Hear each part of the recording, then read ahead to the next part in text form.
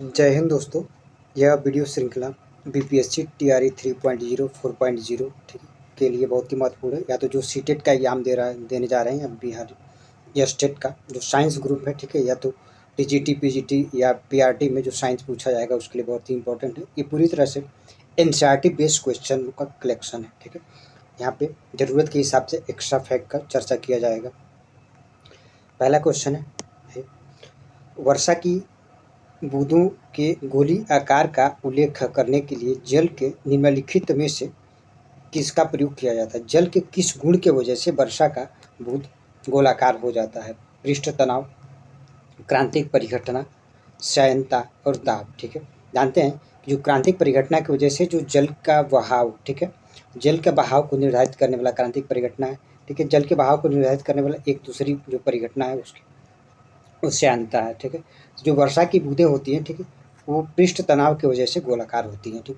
देखिए कोई भी आप आकार ले लीजिए, घनाकार ले लीजिए, घनाभ ले लीजिए, शंकु ले लीजिए, ठीक है। इन सब में समान आयतन होगा, ठीक है, समान आयतन होगा। अगर क्षेत्रफल की तुलना करेंगे तो सबसे कम क्षेत्रफल एक गोले का होगा। मतलब गोला का एक ऐसा भौतिक पिंड है जिसका आकार सबसे क्षेत्रफल सबसे कम होता है। अधिक से अधिक आयतन को कंज्यूम करेगा और वो कम से कम क्षेत्रफल उसका होगा। निम्नलिखित में से कौन सा एक ग्रीन हाउस गैस नहीं है? नाइट्रोजन, कार्बन डाइऑक्साइड, ऑर्गन या ऑक्सीजन, ठीक है। तो आप जानते होंगे इसमें सॉरी कौन सा ग्रीन हाउस गैस है? ग्रीन हाउस गैस आपसे पूछ रहा है तो कार्बन डाइऑक्साइड यानी CO2 आपका ग्रीन हाउस गैस है, ठीक है। यदि आपसे कोई पूछे कि कार्बन मोनोऑक्साइड कैसी गैस है तो आप ध्यान दीजिएगा, ये ग्रीन हाउस गैस नहीं है, ठीक है, ये वायु प्रदूषित गैस है, ठीक है, वायु प्रदूषण, ठीक है, वायु प्रदूषक गैस है, ग्रीन हाउस नहीं, ठीक है, ये वायु प्रदूषण। कार्बन मोनोऑक्साइड आपका वायु प्रदूषण गैस है। निम्नलिखित में से कौन सा धातु खनिज नहीं है? ठीक है, धातु खनिज नहीं है बॉक्साइट, जिप्सम, हेमेटाइट या लिंगोनाइट, ठीक है। तो आप जानते होंगे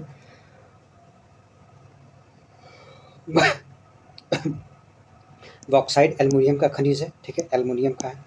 आपका हेमेटाइट ये आयरन का है, ये लिमोनाइट, ठीक है, ये भी आपका आयरन का ही है। ये जिप्सम है, ठीक है, जिप्सम का सूत्र होता है CaSO4, ठीक है, SO4 2S2O, ये जिप्सम है, ठीक है, ये खनिज नहीं है, मतलब धातु खनिज नहीं है, ठीक है। अगर आपसे यहीं पे POP पूछे, प्लास्टर ऑफ पेरिस पूछे तो CaSO4, ठीक है, और हाफ S2, ठीक है, हाफ S2 हो जाएगा तो POP हो जाएगा, ठीक है, POP प्लास्टर ऑफ पेरिस, ठीक है। अगर जिप्सम का आता है तो जिप्सम का आपका सूत्र हो जाएगा CaSO4 2S2O। निम्नलिखित धातुओं में से, ठीक है, धातुओं में से कौन सा एक द्रव अवस्था में है? आयोडीन, सल्फर, ब्रोमीन और फास्फोरस, ठीक है। तो ये धातु नहीं, यहाँ पे अधातु होना चाहिए, ठीक है।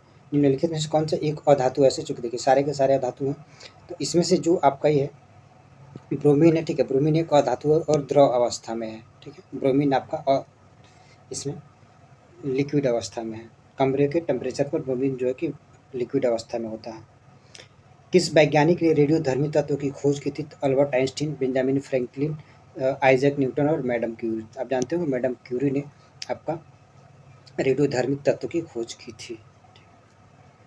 किस किरण से स्टोन कैंसर होता है?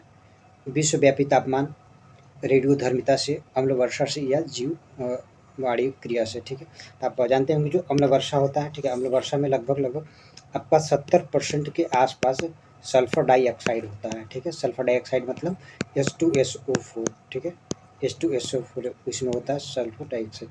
मतलब जब वर्षा होता है तो वायुमंडल में उपस्थित सल्फर डाइऑक्साइड, ठीक है, और H2O क्रिया करके H2O क्रिया करके आपस में हाइड्रोजन सल्फाइड, ठीक है, हाइड्रोजन सल्फर डाइऑक्साइड बना लेते हैं, मतलब H2SO4 बन जाता है, ठीक है। ये आपका एसिड है, ठीक है, इसी की वजह से आपका एस्टिग्रेन होता है। यही जो है कि जो संगमरमर वाली इमारतें होती हैं, जो पत्थर की मतलब व्हाइट संगमरमर की जो भी इमारतें होंगी उन पे ये नुकसान करता है, इसीलिए इसको स्टोन कैंसर कहा जाता है। उसका रंग हल्का हल्का सा पीला हो जाता है। घर के ब्रांड चूड़ क्या है? व्यंजक चूड़ का सामान्य नाम है। क्लोरीन का जली विलयन है। NaCl का संतृप्त विलयन है। Na2SO4 का विलयन है, ठीक। आप जानते होंगे जो ब्रांड है, तो ब्रांड को नमक का NaCl का एक संतृप्त विलयन है, ठीक है, जो खाद्य पदार्थों के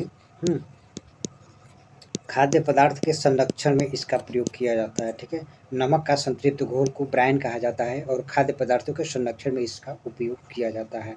हरे फलों को कृत्रिम ढंग से पकाने में प्रयुक्त गैस कौन सी है? एथेन, हाइड्रोजन, एसिटिलीन या नाइट्रोजन। ठीक है, तो आप जानते हो कि हरे फलों को कृत्रिम से पकाने के लिए एसिटिलीन गैस का प्रयोग किया जाता है।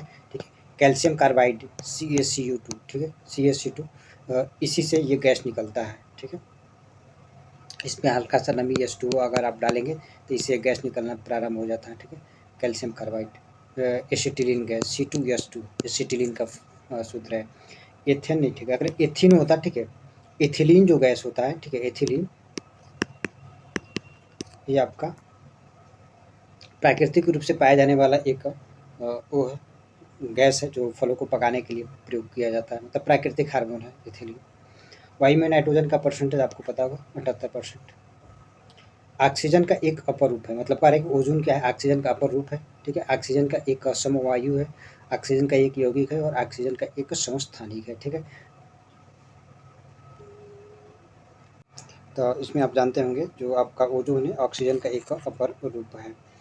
यम द्रव्यमान के एक कण का संवेग p है और इसकी गतिज ऊर्जा, ठीक, के मध्य क्या संबंध होगा? तो p बराबर होता है जो संवेग होता है mv।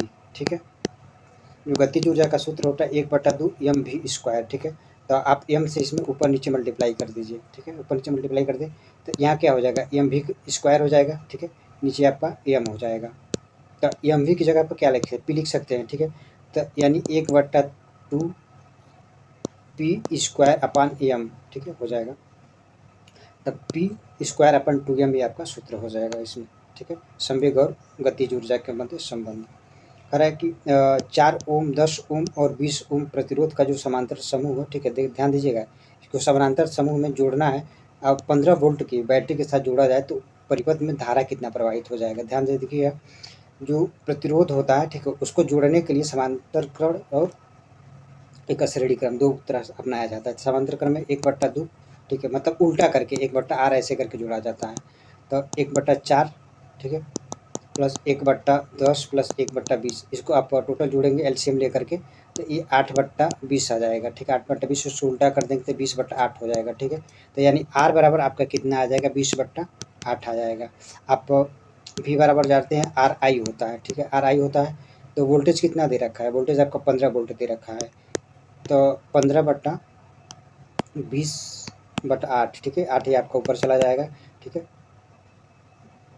तो 5 3 15, 5 चौको 20, ठीक है, आइए 4 दूना 8, ठीक है, मतलब 3 दूना 6, यानी 6 एम्पियर आपका हो जाएगा ये। ठीक है, ये आपका जो पूरी परिपथ में जो धारा प्रवाहित होगी वो 6 एम्पियर होगा। ये आंसर आपका 6 एम्पियर हो जाएगा।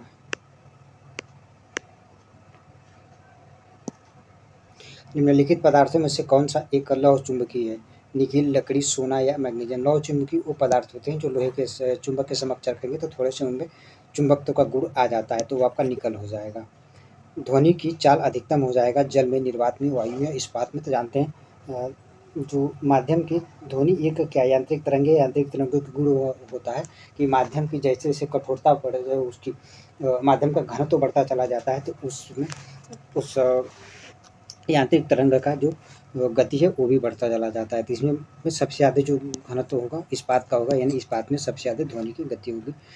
वायु में जानते हैं कि वायु में 332 मीटर प्रति सेकंड होता है। ठीक है, ये 0 डिग्री पे होता है, ध्यान दीजिएगा। ठीक है, अगर आप 25 से 26 डिग्री सेल्सियस पे देखेंगे तो 343 डिग्री के आसपास वायु की गति हो जाता है। निर्वात में तो वायु चल ही नहीं सकता है।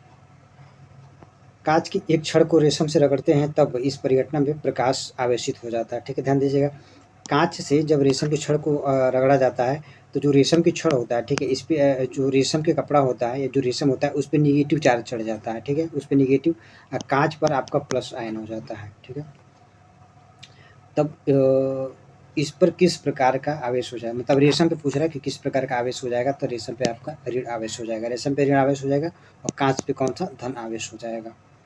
एक घूमते हुए समतल दर्पण पर आपतित किरण, ठीक है, आपतित किरण जो है कि 60 डिग्री का कोण बनाती है तो परावर्तन कोण को कितना हो जाएगा? ठीक है, देखिए ध्यान से सुनिएगा, जो आपतन कोण होता है, ठीक है, समतल दर्पण पे आपतन कोण परावर्तन कोण का दोगुना हो जाता है। ठीक है,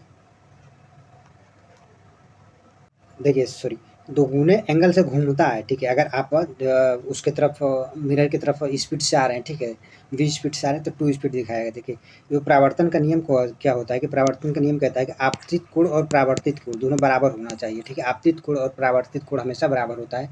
तो आपतित किरण 60 डिग्री पे है तो परावर्तित किरण भी आपका 60 ही डिग्री पर होगा, ठीक है। निम्नलिखित में से कौन सा ऊर्जा नवीकरण ऊर्जा है? पेट्रोलियम है, भूजल है, प्राकृतिक गैस है और कोयला है। तो इसमें जो आपका भूजल है एक नवीनीकृत ऊर्जा है, ठीक है, मतलब ये रिचार्ज हो सकता है।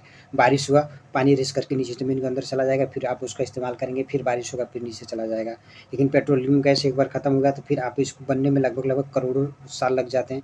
प्राकृतिक गैस बनने में बहुत टाइम लगता है, कोयला बनने में भी बहुत करोड़ों अरबों साल लग जाता है। तो जो भूजल है ये आपका नवीनीकृत ऊर्जा है, नवीनीकृत प्राकृतिक संसाधन है। पदार्थ के संवेग और वेग के अनुपात को आप किस भौतिक राशि से निरूपित कर सकते हैं? तो जो संवेग होता है एम वी, संवेग को एम वी से, ठीक है, और जो वेग है, ठीक है, उसको वी से, तो वी से भी कट जाएगा यानी एम आ जाएगा। तो एम क्या हो कि द्रव्यमान हो जाएगा। 1 नैनोमीटर और 10⁻⁻7, 10⁻⁻60 और 10⁻⁹ सेंटीमीटर। ध्यान दीजिएगा मीटर, 1 नैनोमीटर बराबर जो है 10⁻⁻9 मीटर होता है। ये सेंटीमीटर में दे रखा है, ठीक है। तो अगर आप इसको मीटर में बदलेंगे तो 10⁻⁻2 इसमें और मल्टीप्लाई करना पड़ेगा, तो ये भी कितना हो जाएगा 10⁻⁹ सेंटीमीटर हो जाएगा, ठीक है। तो यानी ए भी हो जाएगा और सी भी हो जाएगा, दोनों इसमें हो जाएगा। 1 नैनोमीटर बराबर, ये मीटर है, मीटर में यदि 100 से मल्टीप्लाई कर देंगे तो सेंटीमीटर में हो जाएगा, तो 10⁻⁻7 हो जाएगा। देखिए 10⁻⁻7 सेंटीमीटर हो गया, ठीक है। तो ये भी आपका है और ये भी हो जाएगा, दोनों 1 नैनोमीटर बराबर कितना हो जाएगा, मतलब 10⁻⁹ मीटर और 10⁻⁷ सेंटीमीटर। इनमें से किसने, ठीक है, करें कि इनमें से किसने एक्स किरण का आविष्कार किया था? रॉन्टजन ने, मैक्सवेल ने, रदरफोर्ड ने या टोरिसेल ने, ठीक है। आप जानते होंगे विल्हेम रॉन्टजन इनका पूरा नाम था। विल्हेम रॉन्टजन ने आपका एक्स किरणों की खोज की थी कब? 1895 के आसपास, ठीक है। 1895 में इन्होंने इसकी खोज की थी एक्स किरणों की, विल्हेम रॉन्टजन। निम्नलिखित में से कौन सा एक प्राकृतिक रेशा नहीं है? सिल्क है, एक्रेलिन है, कॉटन है या जूट है, ठीक है। आप सिल्क जानते हैं भी प्राकृतिक रेशा है, कॉटन भी प्राकृतिक रेशा है, जूट भी है। एक्रेलिन प्राकृतिक रेशा नहीं है, कृत्रिम रेशा है, ठीक है। यह है कि कृत्रिम रेशा पॉली एथाइल मेथोलेट, ठीक है, और रेशे के धागे से बनाया जाता है। अदरक एक रूपांतरित जड़ है, पत्ती है, तना है या फल है, ठीक है। तो आप जानते होंगे अदरक एक रूपांतरित तना है। वास्तविक फल उत्पन्न होता है थैलस से, पंखुड़ी से, अंडाशय से, इनमें से कोई नहीं, ठीक है। आप जानते होंगे जो सत्य फल होता है वो अंडाशय से उत्पन्न होता है। ऐसे पादप जिसमें बीज की अपेक्षा बीजाणु के माध्यम से प्रजनन होता है, ठीक है। तो ये कौन से आपके हो जाएंगे जिनमें बीजाणुओं से प्रजनन होता है? धनिया है, फर्न है, सरसों है या बेनुटू है, ठीक है। तो आप ध्यान दिएंगे जो बीजाणुओं से प्रजनन होता है विशेष करके वो फर्न होते हैं। पौधे में प्रोटीन संश्लेषण के लिए अनिवार्य तत्व क्या है? कॉपर है, नाइट्रोजन है, मैग्नीशियम है, लोहा है। तो आप जानते होंगे प्रोटीन का एक इसेंशियल घटक क्या है? नाइट्रोजन है। प्रोटीन का इसेंशियल घटक नाइट्रोजन है, ठीक है। तो पौधे में प्रोटीन के निर्माण के लिए सबसे जो इम्पोर्टेंट तत्व है वो आपका प्रोटीन नाइट्रोजन हो जाएगा, ठीक है। निम्नलिखित में से कौन सा एक गैर संचारी रोग नहीं है, ठीक है, मतलब एक कि संचारी रोग कौन सा है? हाइपरटेंशन, ठीक है, आर्थराइटिस, रिकेट्स, ठीक है, हैजा। तो आप जानते हो कि हैजा जो है कि एक का संचारी रोग है, ठीक है, गैर संचारी रोग नहीं है पूछा है। पेनिसिलिन प्रतिजैविक दवाएं प्राप्त की जाती है फफूंद से, शैवाल से, जीवाणु से या नीलहरित शैवाल से। तो जो पेनिसिलिन है वो आपका फफूंद से प्राप्त किया जाता है। निम्नलिखित में से कौन सा ऊर्जा का स्रोत नहीं है, ठीक है। कौन सा एक ऊर्जा का स्रोत नहीं है? प्रोटीन से जानते हैं ऊर्जा मिलता है, वसा से मिलता है, विटामिन से ऊर्जा कोई नहीं मिलता है, इनमें से कोई नहीं, ठीक है। तो विटामिन आपके बॉडी की मेटाबॉलिक एक्टिविटीज़ को सही रखने के लिए, सुचारू रूप से संचालित करने के लिए विटामिन जरूरत होता है। प्रोटीन जो है कि हमारे शरीर में मरम्मत के लिए, टूट फूट मरम्मत के लिए या सेल्स के निर्माण के लिए प्रोटीन आवश्यक होता है, मतलब शरीर के निर्माण के लिए, ठीक है। वसा जो है कि ये शरीर को अस्थिर बनाता है, ठीक है, और शरीर में बहुत सारे विटामिन वगैरह का भी निर्माण इस वसा के थ्रू होता है, ठीक है। जो भोजन देने का मुख्य, भोजन में ऊर्जा देने का मुख्य कार्य कार्बोहाइड्रेट का होता है, ठीक है। कार्बोहाइड्रेट खत्म हो जाता है तो उसके बाद से जो शरीर को ऊर्जा वसा से मिलने लगती है, यदि वसा भी समाप्त हो गया शरीर में तब जो कि ऊर्जा आपको प्रोटीन से मिलने लगता है। डीएनए के कोडिंग सेगमेंट को कहा जाता है? म्यूटॉन, इंट्रॉन, कोडॉन या एक्सॉन, ठीक है। आप डीएनए में जानते होंगे एडेनिन, थाइमिन, गुआनिन, साइटोसिन, ठीक है, ये सब होता है। अगर आप आरएनए कहेंगे तो आरएनए में साइटोसिन की जगह पर आरएनए में साइटोसिन की जगह पे यूरेसिल आ जाता है। तो इनके बीच जो डबल बॉन्ड और सिंगल बॉन्ड होता है, ठीक है। एडेनिन हमेशा गुआनिन से जुड़ता है, थाइमिन से, सॉरी, एडेनिन थाइमिन से सिंगल बॉन्ड के द्वारा, गुआनिन साइटोसिन से ट्रिपल बॉन्ड के द्वारा जुड़ता है। तो इनके बीच जो जुड़ने का बॉन्डिंग का जो क्रम होता है एडेनिन, गुआनिन, साइटोसिन, ठीक है, इसको कोडॉन कहा जाता है, ठीक है, कोडॉन कहते हैं इसको। कोडिंग जो सेगमेंट होता है उसको कोडॉन नाम दिया जाता है। निम्नलिखित में से कौन सा एक सूक्ष्म पोषक तत्व नहीं है? सोडियम है, कॉपर है, सिलिकॉन है या कैल्शियम है? आप कभी भी पौधों को ये नहीं सुने होंगे कि पौधों के विकास के लिए हम कैल्शियम का उपयोग, सिलिकॉन का उपयोग कर रहे हैं, ठीक है। पौधों में दो तरह की पोषक तत्वों की आवश्यकता होती है, एक वृहद पोषक तत्व, सूक्ष्म पोषक तत्व। वृहद पोषक तत्व वो तत्व होते हैं जिनको पौधों की अधिक मात्रा में आवश्यकता होती है, जैसे कि नाइट्रोजन हो गया, फास्फोरस हो गया, सल्फर हो गया, जिंक हो गया, ठीक है। ये पौधों को कैल्शियम हो गया, ये पौधों की अधिक से अधिक मात्रा में ज़रूरत पड़ती है, ठीक है। जो सूक्ष्म पोषक तत्व होते हैं उसमें के आयरन हो गया, ठीक है। ये मतलब कैल्शियम सूक्ष्म पोषक तत्व में आएगा, ठीक है। बृहद पोषक तत्व में कैल्शियम नहीं आता है। आयरन हो गया, मोलिब्डेनम हो गया, ठीक है, आयरन, मोलिब्डेनम, क्लोरीन, ठीक है, NaCl, ठीक है, या कॉपर, ठीक है, ये सब पौधों के लिए सूक्ष्म पोषक तत्वों का कार्य करते हैं। मतलब इनको पौधों के विकास के लिए कम ज़रूरत पड़ती है। जो सबसे अधिक ज़रूरत पड़ती है वो नाइट्रोजन है, फास्फोरस है, सल्फर है, जिंक है, कार्बन भी इसी में आ जाता है।